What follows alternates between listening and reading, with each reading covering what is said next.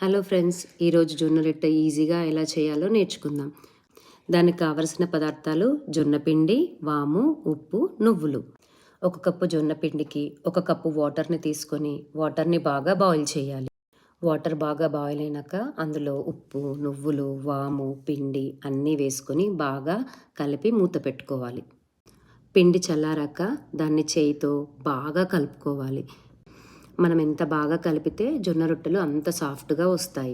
జొన్న పిండిని బాగా కలుపుకున్నాక అవి చిన్న చిన్న ఉండలుగా చేసుకొని దాన్ని చపాతీ కర్రతో రోల్ చేసి అవి మందంగా లేకుండా పల్చగా ఉండేలాగా చూసుకోవాలి. ఆ తర్వాత వాటిని వేడిగా ఉన్న పేనం మీద వేసి అటు ఇటు బాగా కాల్చుకోవాలి. ఇవి పెనం వేడిగా లేకపోతే జొన్న రొట్టెలు అసలు పొంగవు, గట్టిగా వస్తాయి. ఇలా కాల్చుకున్న జొన్న రొట్టెల్ని హాట్ బాక్స్లో పెట్టుకుంటే మీకు 2 రోజులైనా అవి చాలా సాఫ్ట్గా ఉంటాయి. మీకు ఈ వీడియో కనుక నచ్చితే లైక్ చేయండి, షేర్ చేయండి. Thank you.